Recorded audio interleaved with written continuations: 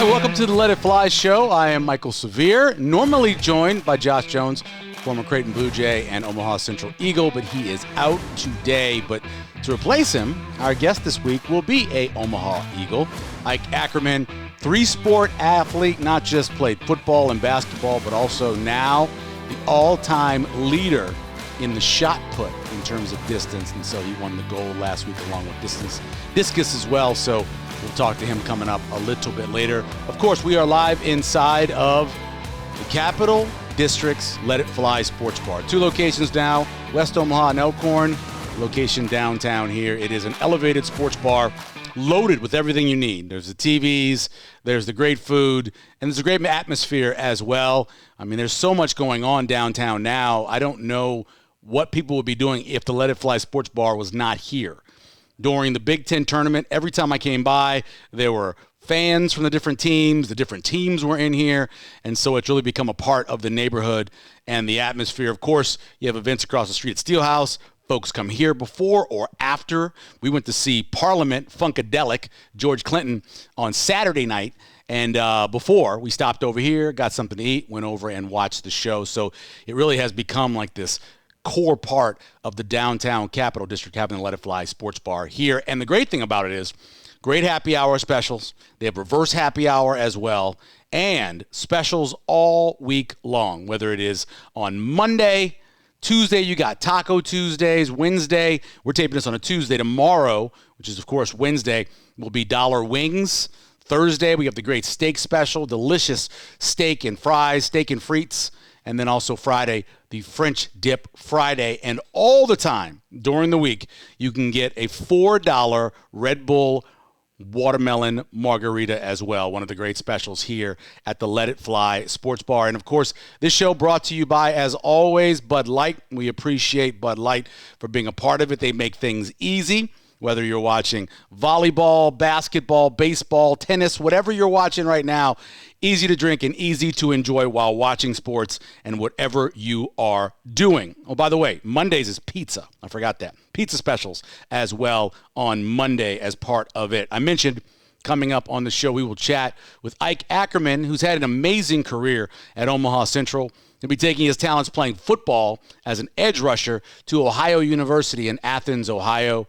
We'll talk to him more about the recruiting process, go over all that with him as well. Also chat a little bit about, was there interest from Nebraska?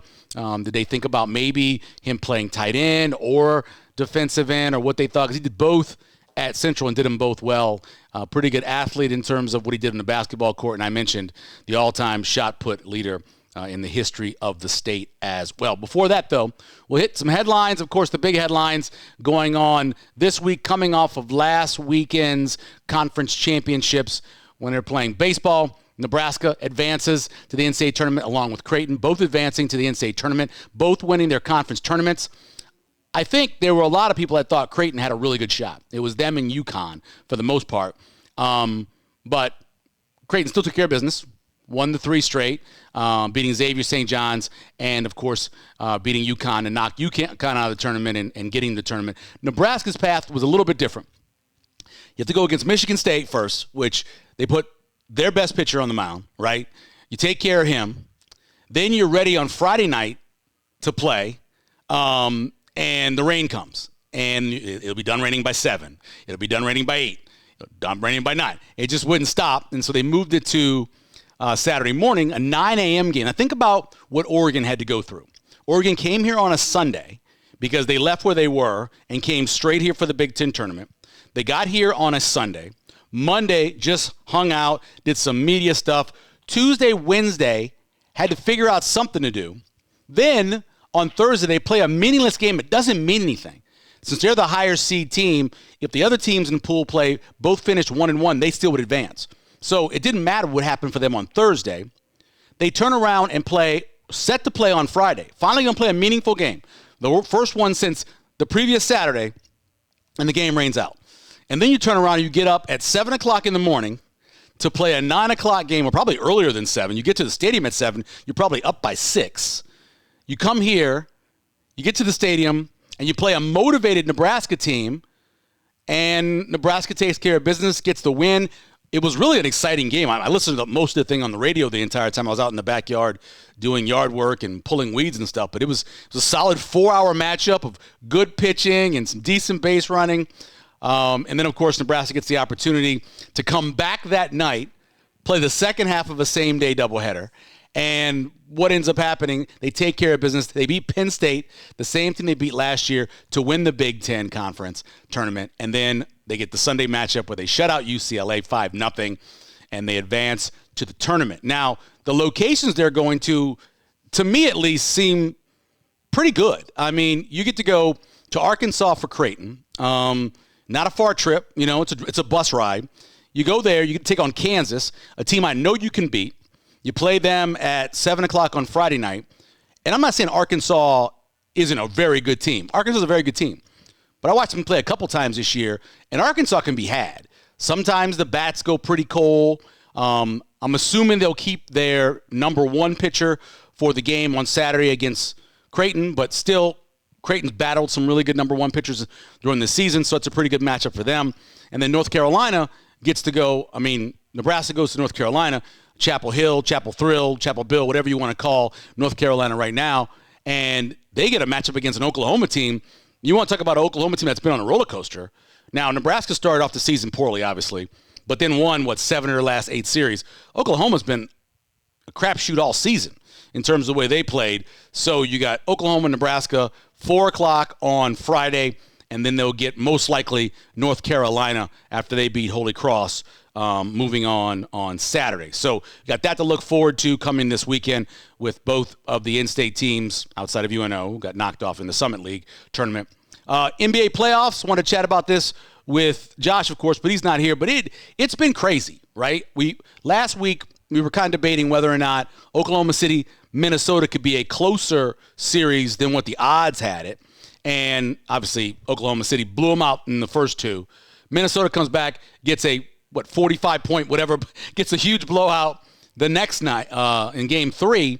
And then last night in Game 4, Oklahoma City holds on. This is Tuesday we're taping this, so it was actually Monday night. And, you're fouling up 3, so they can't tie it. And Oklahoma City makes their free throws, and they end up winning the game by 2. They don't cover the 3.5, but they're up 3-1 now. And then the other series, Indiana comes out in New York, and both of those games easily, you get the first game the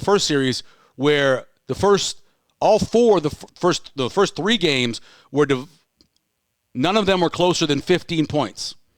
And then you get the 2-point game on Monday night.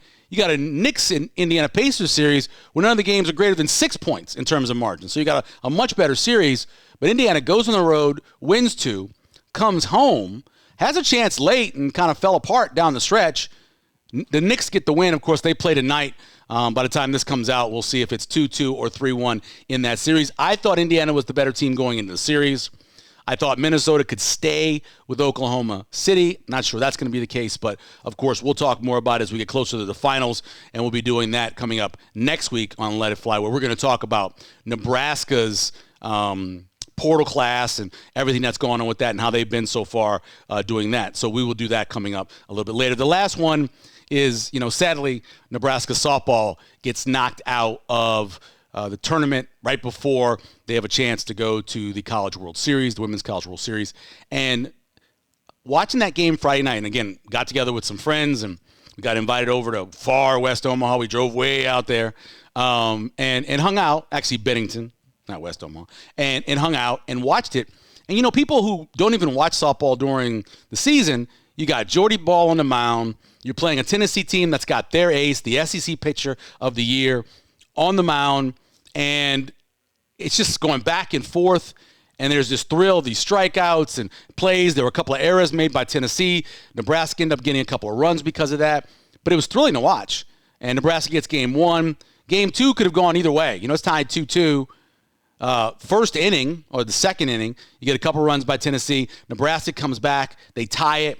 Then you get the run a little bit later from Tennessee. They end up winning 3-2 behind their ace pitcher. This time she goes the distance. And then Game 3, you could just feel that. Their ace pitcher, the SEC player, SEC pitcher of the year, Pickens, she comes out and she's on fire early. Jordy is kind of struggling a little bit, but she gives up the one-run home run to the same young lady she gave up the two-run home run up on Saturday. She takes care of business, though, gets out of some real jams, and then the 5th inning comes around, and that was Nebraska's chance. They're down 1-0. They get an excuse-me hit that goes down the left field line, gets past the third baseman. Then they get a wild pitch, a walk, bases are loaded, and that's their shot. The shot right there to get a lead or tie it, put more stress on Tennessee, and their ace gets the strikeout, puts it away, and then Nebraska ends up falling 1-0. But what this does, watching this team with Jordy Ball coming back next year and knowing what you can do with an ace pitcher who's a pretty good hitter as well, they're going to put everything they can into this. Whatever NIL dollars, whatever rev share dollars, whatever they have, they're going to go out and right after this all ends, next week in a week and a half after the College World Series is done, the portal era opens up. The season does for women's college softball, and man, it's Nebraska's going to go out and get better players. I'm not saying the team's not good now because it is, but in order to beat a team like Oklahoma, and that's going to be the goal at the end, right? You want to beat Oklahoma. That's the team that's the best out there. You've got to have 3 or 4 more elite players on your team to be able to do that. You can't just have one elite or a couple elites. You got to have more than that. And so I could see Nebraska going out and spending money and putting together a pretty good team, knowing they got Jordy for one more year and making that run to the Women's College World Series. Nebraska ended the season 43-15. That was the first super regional they've been to since 2014. And if it's in terms of money and dedication, I'm sure they'll be back next year in the same position with a chance to advance to the College World Series. Coming up, we're going to chat with the big man from Omaha Central, Ike Ackerman, not just the all-time leading shot putter in the state of Nebraska, but also a pretty good football player and basketball player as well. Ike will join us next on Let It Fly Show. All right, welcome back to the Let It Fly Show. We are joined by Omaha Central's 3-sport athlete, Ike Ackerman, joining us here on the show. How you doing, man? I'm good. Thanks for having me. We appreciate you taking the time. Okay, so we'll start off with bigger moment in your high school career. Breaking the record for the shot put, which I know was really important, or last-second catch against Prep in the end zone for the touchdown. I'd probably say my shot put because I took down Larry Station a while ago. But just knowing every time I bring up the record or someone will come to me, they're like, oh, that Larry Station, man, he was a guy. So I think I didn't realize how much of a guy he was around Central until I started getting close to that record. And once I took him down, it was just like, wow, like I did it. Yeah. I mean, I heard stories about him breaking the record, then reading like trigonometry books and stuff. I'm like, who is this guy? Like, like I don't know. And he was a really good linebacker too. Oh God, yeah, leading tackler at Iowa. Yeah, he was a dude. But that Prep catch, I don't know. It's a close one though for sure. That meant a lot to me. So my wife is from here, and she went to Bryan, so she's an Omaha public school kid. She hates Prep. They grew up hating. That's the way it was. And so for her, that moment was incredible. Yeah. Do you still feel that same kind of rivalry between the public and the private schools, or Central and Prep? I definitely think so. I see it more in OPS and like non-private schools because, I mean, you see a lot of these teams just – if you look at some of the better teams and look at the roster, you'd be like, oh, Central, North, OPS. Millard South, yeah. Yeah, teams like that. But, I mean – it's part of the game now. Yep. You can't complain now. I mean, that is true. It was some OPS schools are struggling, but I think we're starting to see it come back, especially Central. I mean, from going 1-8 to 4-5 when we should have been better, and then making the playoffs and hosting. I think, but I think the rivalry, at least for me with Prep, like I went to private school. I know some of the kids there. But I don't like Prep at all. I hate North more. But there you go. That game 2 years ago, the Thursday night game against North, where there was the only game on, everybody was trying to get in. My kids in the band, and so we're trying to get the band. We couldn't take the band off the field because they wouldn't let us open the gate. That's an incredible rivalry. Yeah, especially that year when we hosted at Central. Yeah, like, I remember walking out at halftime and I see like some guys I thrown with that like Elkhorn South like banging on the fence. I'm like, holy crap! Like why are you here? And like why aren't you in here? And then you look up and it's like people like watching from the fences. It was packed. We should have won that game too. Oh, I know. That was one of those games with Ike Ackerman joining us here. If there was one thing over these 3 years of watching you guys, it's gotten better. It's discipline. Not making the bad penalty, not getting in trouble. But do you think you saw over these last 3 years of development that they're going to get over the hump soon? I'd say so. If I think this year they have potential. I mean, I was out of practice today. Like, it's got a lot better since that first year. Like, we had I think our roster my junior year was a lot more talented than senior. Like Deshaun Prince, DJ Sterling, all those guys. And like Amir Hill, Marcellus Lloyd, the guys that left from there. I think we were more talented. We just didn't have the discipline. And now that, like, you know, you take these kids and now they're starting to see that they can win. And it's like, oh, my God, like, let's be disciplined. It starts becoming like the cool thing to be disciplined and all that. So I think this year, they'll make it happen. Yeah, I was at the game when they had the 20 penalties. When you guys had the 20 penalties called on you. I don't ever get mad at referees or anything, but I was irate. That whole game, they called 45 yards of penalties in that one play. On you guys. Yeah, so. And our guy, and I'm cool with Marcellus. But he started it. I know. They didn't get anything. I mean, the second guy always gets caught. That is true. That is very true. It was just funny to see. It was like they just like kept going, and then I thought they were done. They take like 10 more yards. I'm like, oh. Yeah, they kept going. I know. Yeah. Where'd your dad go to school? He went to Doane. He played football at Doane. Okay, but high school I meant. Is he from here? Yeah. He played at Ralston. Oh, okay. Yeah. All right. So they were Class A, I'm assuming, when he played back then. Yeah, I'm pretty sure. Yeah. Yeah. And what did he play besides football? Just football? He did track. But that's the thing with his coaching. He didn't have a great coach.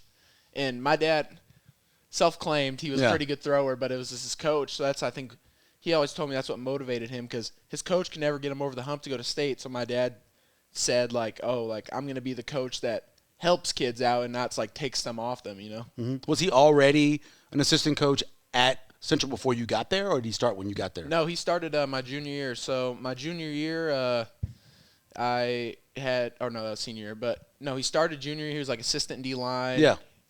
D-line and tight end. So he coached me both my positions, and he was the primary tight end coach. And did he coach you as a thrower as well? Oh, yeah. He coached me since he started coaching me with track, I want to say my sophomore year. Yeah, sophomore year. But through club, I was with him my whole life. Probably 9, 10 years old.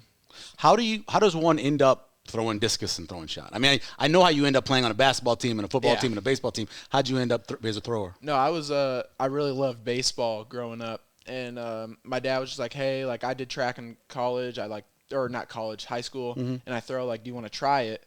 And I was just like, you know what? I mean, might as well try everything once. Yeah. So I was like 10 years old. I went out there. I got smoked in the 400. I'll tell you, I was never a runner. I won the high jump, and I got, like, third in the shot. And I was like, you know what? This isn't bad. I'll do another meet. Yeah. And then from there, I just stopped playing baseball, and my track kind of picked up. Yeah. What was your favorite sport as a kid, baseball? It was probably up there because at the time I didn't play tackle football until I was like 7th grade. So at the time it was probably baseball or basketball. Yeah. Was there a baseball player as a kid that you wanted to be?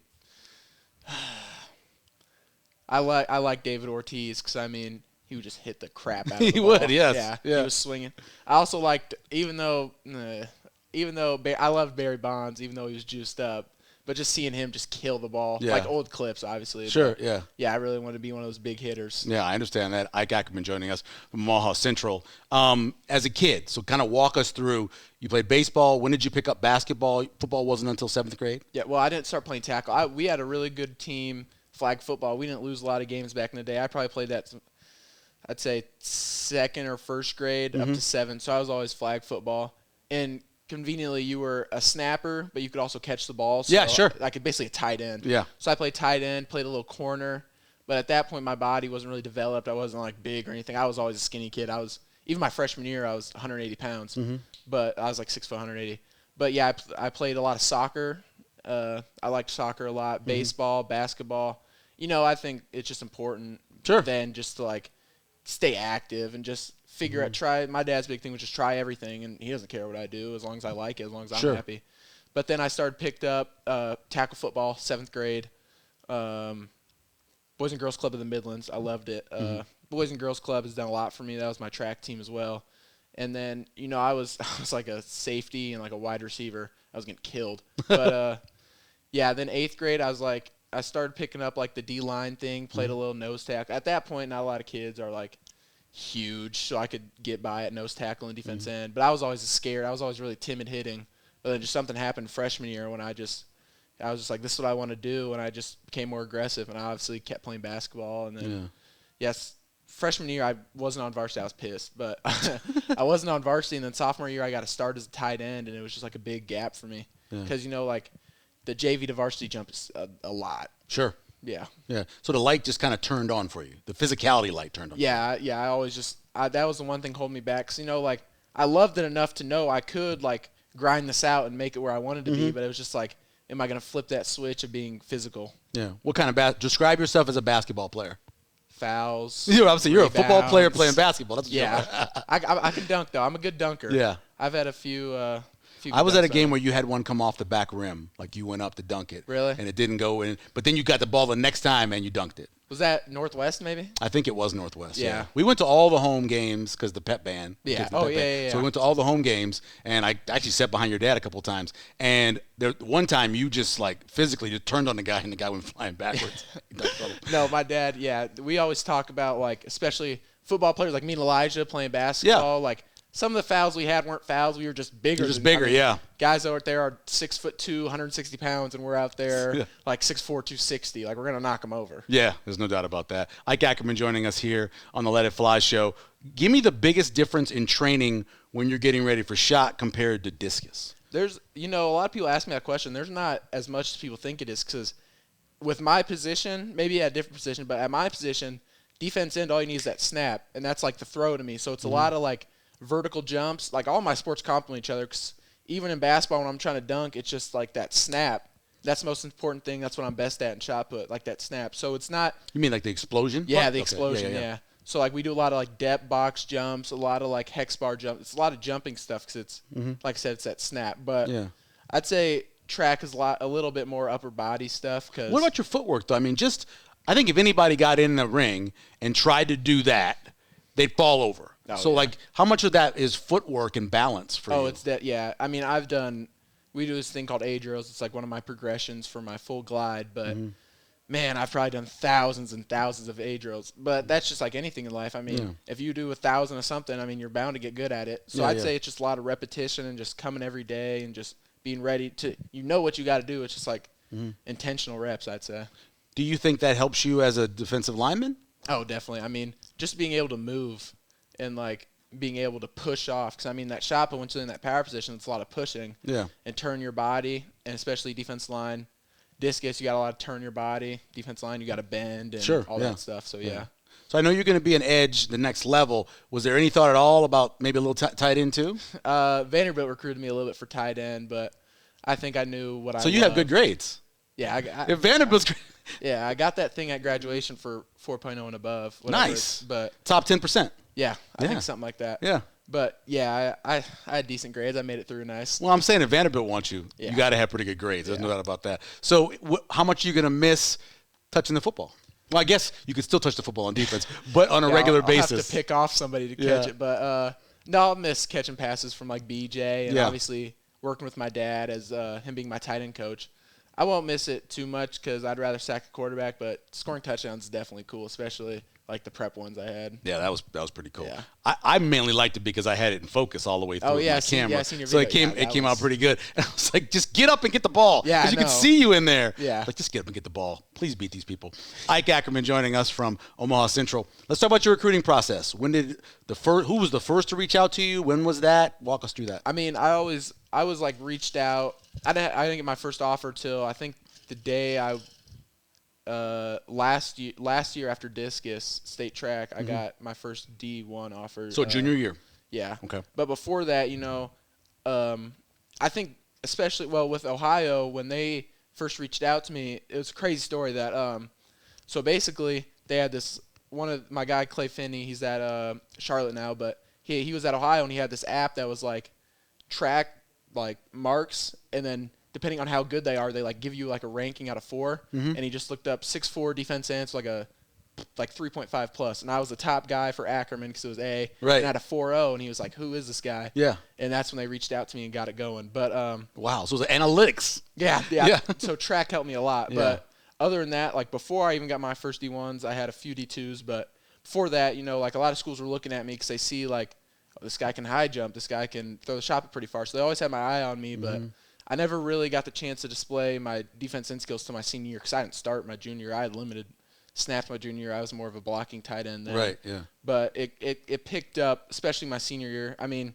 over the summer I committed to Northwest Thursday State. Great program. Yep. If I didn't have the chances, the blessings I had today, I wouldn't be mad at all going there. But I balled out and the offers came, so I decided to pick Ohio. Did you go to camp at all at Nebraska? Oh yeah, I visited Nebraska probably 8 times with Abdul or on my own, visits. Went to camp there a few times. And right. Just not enough interest.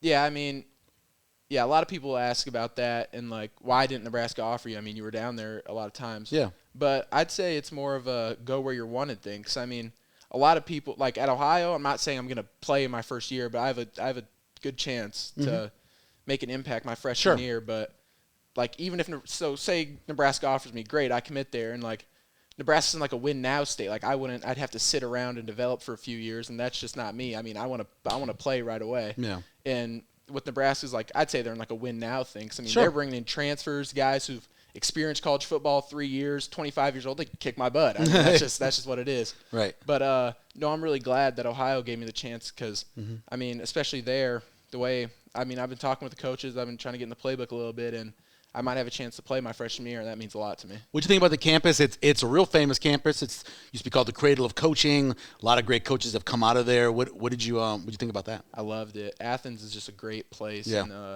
there's a lot of good people down there. Even with some people leaving and coming in, you can tell that Solich built the foundation of this place is built on people and good relationships. And a lot of schools in the MAC, I like to call them football factories, where it's just kind of football. But yeah. Ohio, it seems they care about you. They want to see you succeed and all that. Yeah, and they care a lot about education. I know that's another one that's for sure. A very high GPA for their team. Ike Ackerman joining us here on the Let It Fly show. Is there disappointment about the Nebraska thing, or is just big deal to you? Let's go where you wanted. That's sure. what I base it all off. I mean, if they wanted me, great. Maybe I'd go there. But I mean, it's not going to happen. So I mean, you just got to make the most out of what you're given. I mean, it'd been cool to go to Nebraska. I never really grew up a crazy Nebraska fan, but obviously with all the stuff they had going and all the hometown love they get and all the Twitter love they get, I mean, it'd be cool. But I'm really glad with Athens. If you were gonna be on the voting committee, best male athlete in the state, who are you voting for? Ike Ackerman. I mean, I don't I try and be my humble, but I mean, I broke the state record. I was a candidate for Defensive Player of the Year for football. I was going in between my legs dunking. I mean, I played a good role on a basketball team. I mean, that's just me saying my case for it. I mean, there's a lot of other good choices out there, like Juan Gonzalez, who was the runner. He killed it in track and cross country. So, I mean, it's all up to interpretation. It's what you care about. I mean, and it's Tyson Terry. I think it's the three main threes. Yeah, I forgot about that. Yeah, but a lot of people don't know. If I told someone I threw 6'7" in the shot, they'd be like, "Oh, cool." Yeah. So one person would say that, but the other dude would be like, "What? You threw 6'7"?" So it's all up to interpretation. I mean, I know what I did, and I'm just glad that if they want to call me the male athlete of the year, that's cool. If they don't, then I still know what I did. It doesn't take away from it. Completely understand. How much have your parents mean to you to get to this point? They mean everything. I mean, if I get 10 sacks in a game or 0 sacks in a game, my dad's still going to be there. My mom's still going to be there for me. I mean, it's unconditional. It just having them on my side and having someone to talk to, I'm not really feeling it. Yeah. I can always talk to them. So it definitely means a lot for them to be on my side through the lows and the highs. I think some people don't know. I mean, obviously a lot of parents do, but all the driving to practice, all the times of getting up early, taking care of injuries, all that, that kind of stuff. You spend a good amount of time just going back and forth to practice and games as a kid. Yeah, in the this summer, I worked with my dad from 7 to 2:30, and then I'd go to practice from 3:30 to 5:30.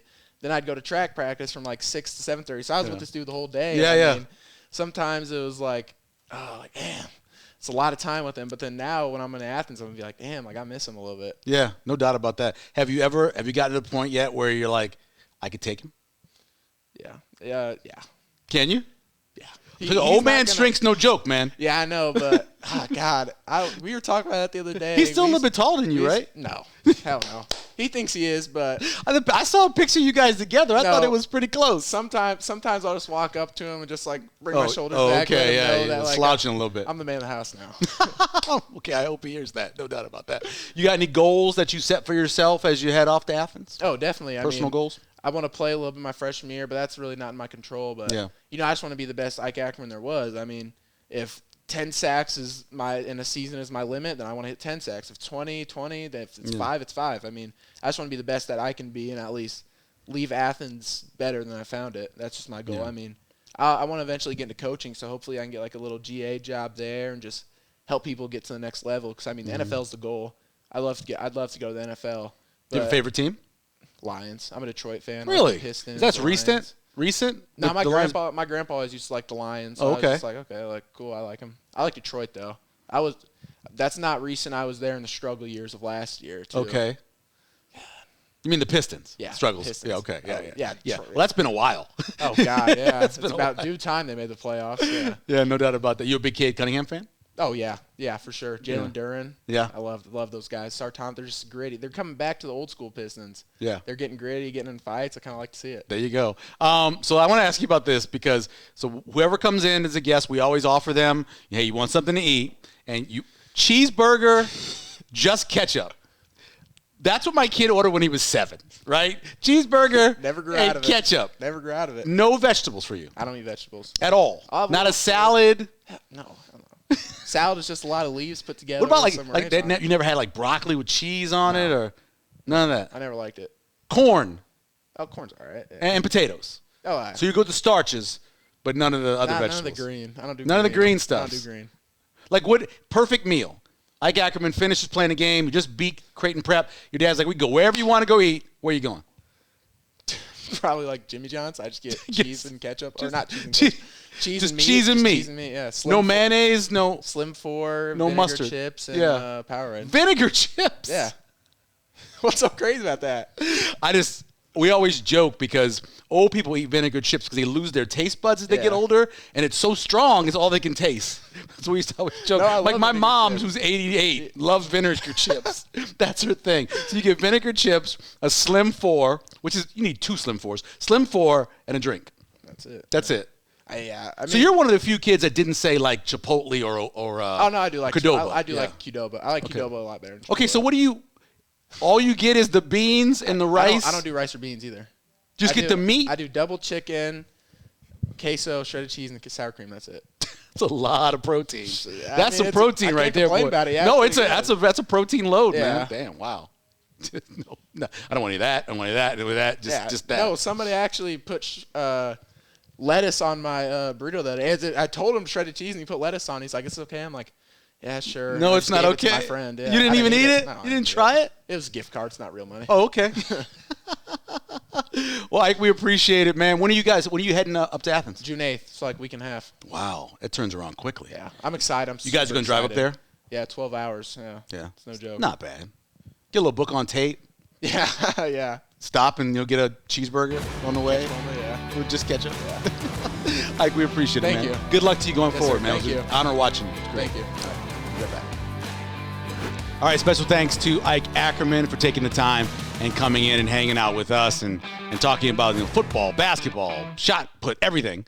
We appreciate him for coming in and chatting with us, and good luck to him at Ohio University. I mean, maybe he does a full 4 years there. Maybe, like so many others, go there for a couple years. You build up what you're doing, and then the portal era, you never know. Special thanks as well to Mike Allen, General Manager of the Joint. Caleb, our Technical Director. Thank you very much for Caleb putting this whole thing together as well. And special thanks to Bud Light, our presenting sponsor, making it easy, no matter what you're doing, no matter what sport you're watching, no matter where you are, easy to drink and easy to enjoy. And remember, whether you're listening to us on YouTube or Spotify or Apple Music or wherever else, subscribe and like. It helps us out a ton. We appreciate that. We'll be back next week with more Let It Fly Show.